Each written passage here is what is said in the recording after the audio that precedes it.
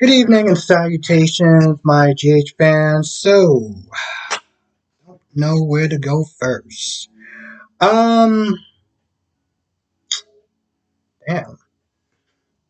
You know what? Let's start off with Curtis and Sonny for a minute. So Curtis gets right down to business. He wants to get those sealed records, and he asks Sonny to do it. And Sonny says no. The reason why Sonny says no is because of personal experience with him and Mike, and he's like, listen, if you want to sit there and ask him what's going on, if you need to sit there and find out what's going on, then just ask him yourself. Me and him already have bad blood.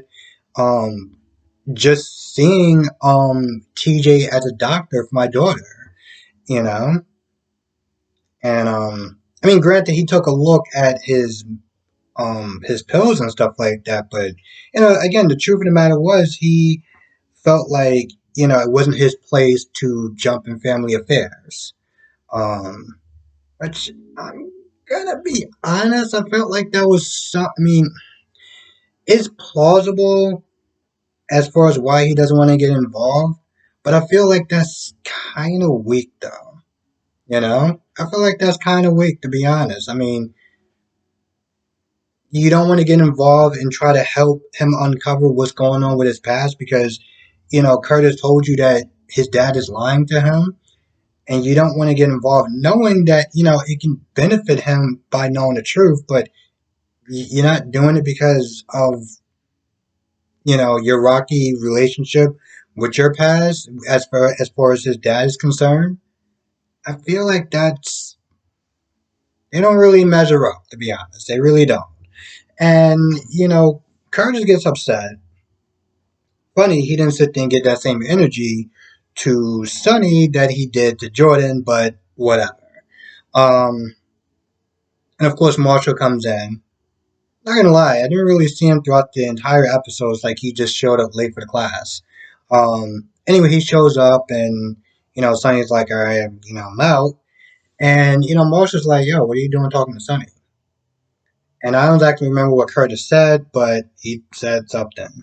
Um, yeah, I'm not gonna lie. I feel like that excuse, well, not an excuse. I feel like that reason was just weak. So after Cam and Jocelyn get in the classroom. They have a bit of an argument, and then they kind of calm down. Trina comes in there. Now, before I really get into that scene, I don't mind this new Trina. I really don't. I think she's doing a good job so far. Um, I know people are going to be kind of harsh with her, and some people are gonna be like, "Oh, she's bad," and some people are like, "Oh, I love her. She's great." I'm like, she's fine. You know, I always sit there and look at these recasting roles with I try to give him a little bit more leeway to some extent. I look at it this way, and this is just me personally. Unless they have characteristics that are just so out there, like them trying to replace Sonny or them trying to replace Carly, where you just know that their personality and their pizzazz just so different than anybody else who's going to come into the role. You know, somebody that's going to sit there and try to replace, let's say, Susan Lucci or Ava. We'll just be like, what? You know? Um, with Sam, I didn't really mind it so much because I was like, she doesn't really do that much to, like, she doesn't have characteristic that just kind of stands out. It's more like Kelly Monaco just kind of puts her own personality into it. Um, it'd be like trying to replace Alexis. It's just be like, what? So with the new trainer, it's like, all right, she's fine, she's cool, she's not, you know, I think she's pretty fine as far as an actor is concerned, so I'm with it.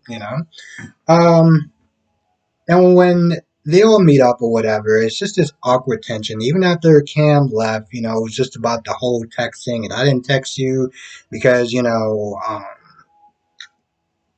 what did she say? Oh, she was like, oh, she felt like Esme kind of got to her, and Jocelyn started believing her. Then this whole thing Jocelyn didn't get back to her because, her phone was blowing up. And, the one thing that I gotta sit there and appreciate about Cameron before I really get into this whole rest of this thing is that he understands that it's different and it sucks. As far as the way that he's being treated versus Jocelyn. And I'm gonna be honest, it sucks. There's just no other way around it. It sucks. And unfortunately, I would sit there and say, well, listen, these just college kids and stuff like that. But in reality, there's people my age and people that's older that still will, I'm not going to sit there and say the S word, but will shame her for what she's doing or sit there and be like, ah, man, you're this, that, and the third. And I want to sit there and try to be with you. And it's so stupid. Sometimes I sit there and look at some of those people that act that way, and it's like either you guys are just basement dwelling losers, or like obviously these people that will act that way don't really have girls. They don't really have relationships in their lives, and so this is how they choose to act, and it's weird. It's weird, and I'm not sitting there saying it's like I got my ish together, but I'm just like, damn. Y'all really just sent their messaging her, either calling her names or asking to hook up with her. Like, unfortunately, it's even though they're sitting there saying they're doing the storyline like that. It's true. Anyway, once they get past the awkwardness and they like realize that they need each other in each other's lives and they've been friends and it was all Esme, or as Jocelyn likes to point out or pointed out, she's Nell 2.0. Also, Trina did apologize for blowing up at Jocelyn when she called out Esme for being who she is. They hugged and everything was all good and gravy, and of course that did not last because Jordan came in there and Jordan's like, "Yeah, we gotta talk. You might want to come down to the station." Now, what I will sit there and say about this scene is that I felt that Jordan should have gave Portia a heads up. I felt like she should have. They had that whole talk. Remember that whole talk that they had about their experiences and um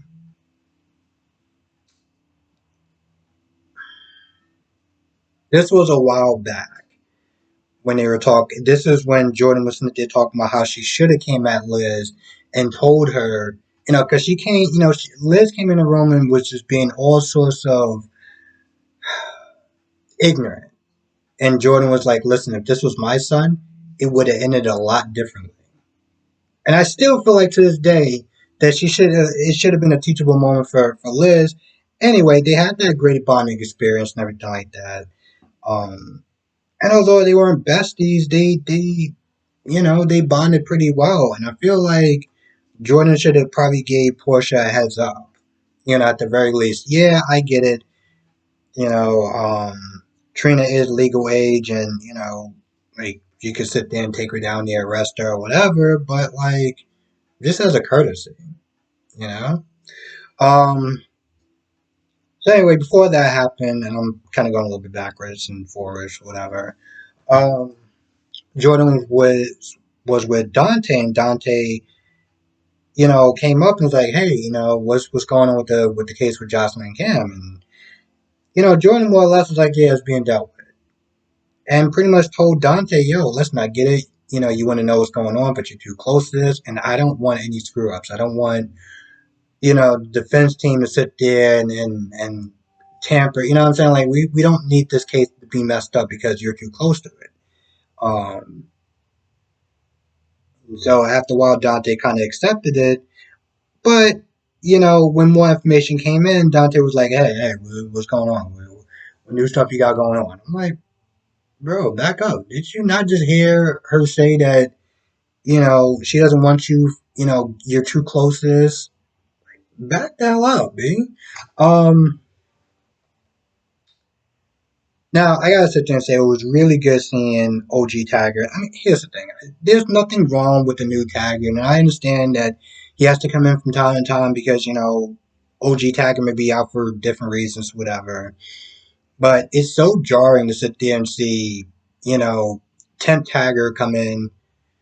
Um, and I called him Dollar Store Taggart, and I know that's kind of just wrong because the dude just coming in there and doing his job. But they played a character so different; it's damn near like day and night, you know. Anyway, he didn't really do too much. I mean, he talked to Trina for a little bit. Now there was one point where he was talking about the Porsche, like, oh, you two are shacking up together. I'm happy for you two, and I was like, really, really, you're happy for those two? After what Portia did to you, you're happy for those two. And granted, I get it. Tiger was like, it's a long time ago, and even Portia was like, man, really? I mean, given that history, like, yeah, well, it was a long time ago. And I kind of sat there and I thought to myself, well, if new information comes to light as far as that not really being your daughter, still gonna have that same energy, bro? Still gonna have that same energy? I mean, I know some people that can actually do that. I know some people that can sit there and look at that situation and be like, listen, it was years ago. It's partly my fault. And, you did what you did and it is what it is. But in reality, be a cold day in hell. Um, Before I can ever sit there and see myself saying any one of those words. But I'm also a person that likes to hold grudges. But to be fair, I feel like this one is a little more realistic. Anyway, they talk about Esme and they see her and everything like that. Now Portia was sitting there talking to Ava, and Portia was like, "Listen, this whole thing with Spencer working for Trina, yeah, that's not happening. It's not happening. I want my daughter to have no contact with him. Find somebody else." And, Ava was kind of surprised, like, well, I kind of thought that things were good on the up and up or whatever. I ain't know what's going on. Because they're all waiting for Spencer to show up, which, even Spencer was like, I got a lot going on. Now, this whole argument with Spencer and Esme, I'm not gonna lie, was,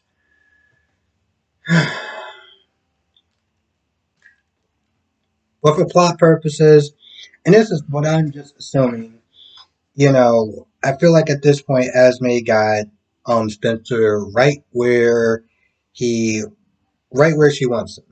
One of the things that, Spencer was doing was like, oh, take the pregnancy test, take it and take it now. And I was like, bro, this is 2022. I don't be telling women what to do with their bodies. What the hell is the matter with you? I mean, I didn't think it was acceptable even way back then. But you raising your voice and you sitting there telling her to like do it and do it now. I like to sit there and try to play devil's advocate, and I get it. When she was like, it's my body, my choice, and you are 100% right about that part. But once that little life is inside of you, um, that is technically half his child. Now, what she decides to do with that said child is her choice, 100%. If she decides that she wants to have an abortion, that is her choice, that is her right, and that is the end of that discussion. But you know, they're arguing, and it's here's the thing about this whole. When I sit there and say Esme has Spencer right where she wants him to. When she leaves, she doesn't smile. She doesn't sit there and be like, "Oh, I got one over him." Yeah, like she looks like she is generally angry and like sad and just like coming off of a big argument. She doesn't have that act that Nell would act. That Nell would sit there and have. Like if Nell, same thing, everything like that, and she leaves, she'll be smiling. She'll be smiling. Maybe they're trying to be a little more subtle with Esme, because she is now 2.0, so maybe it's not they're trying to be a little more creative with her, but, the ends are still the same if this is the direction that they're going with. So she leaves, Cam comes over, and Cam finds out that, there's a possibility that she could be pregnant. Now, Cam is more realistic. Cam is like, yo, listen, before you start assuming that you're going to be, because Spencer, I'm not going to lie, kind of had me rolling. in an ironic way. I'm like, bro, she never seemed like she was good from jump, but you were so desperate, and you were just like, oh, she's hot, so that's clearly all that matters. And now you're like, well, she's pregnant, and I'm tied to her. I mean, stuck. Starts from that. It's stuck. Tied, stuck is sort of the same thing. We can just sit there and say stuck. Um, I'm like, bro, you never really knew her, before you decide to start, whatever. Um, but yeah, he's like, he just kind of looks at it like, I don't want to sit there and say like his life is over, but being with her, um, so yeah, they have that talk, and again, that's when Cam was like, it's worse for her, it's worse for Jocelyn than it is for me, and yeah, uh, great for pointing that out. So I, for 99% sure that Victor lied to Nicholas when, he was like, hey, I can't sit there and tell Ava what this thing really is. And Ava's like, no, that's cool. I'm just going to be at the bar, you talk, and, Nicholas, you tell me later on. Well, if he can tell you into it, what? I mean, let's just think about this scene for a hot minute. So Victor's like, hey, listen, I can tell you, it is something I'm keeping, but I can't sit there and tell you in front of her because she's not family. And I can't tell you in front of her. I don't want her to know. And Ava's like, nah, that's cool. Tell me later on. Logic would suggest, and I know I'm talking about soap opera, but logic would dictate that, well, if I know you're going to sit there and tell her anyway, then there's really no point of her actually leaving. Anyway, it's about some sort of business merger and power play, and to get them back to the good old glory days, and that's what it is. And he's like, I want to make sure that you're on board with me, Nicholas, which is a complete and utter lie. Um, and I hope that Nicholas isn't stupid enough to fall for that. But then again, sometimes with stupid, he's doesn't have a good track record. Long story short, Esme comes over, and Esme is like, "Oh, I was gonna try to get a room, but I realized that I didn't have any more, credit on my credit card or whatever. I need your help to sit there and put me up, or could I stay with you?" So, if this is the whole plan of trying to, because somebody was saying in the comment section, like, "Oh, she's gonna sit there and try to seduce Nicholas." I was like, that's probably not gonna happen once Nicholas finds out the reason why her and Spencer wasn't there fighting. Um, but in reality, it does get her closer to breaking them up. As far as Nicholas and Ava, so that works out for Ryan. Anyway, for the most part, I think I kind of covered it all. I don't think I really missed too much of anything. So with that being said, I'm gonna go. I want to thank everyone for watching. Be safe. Let me know what your thoughts are in the comment section below. I will see you in the next video. Have a great weekend, everyone. Be safe. Yeah.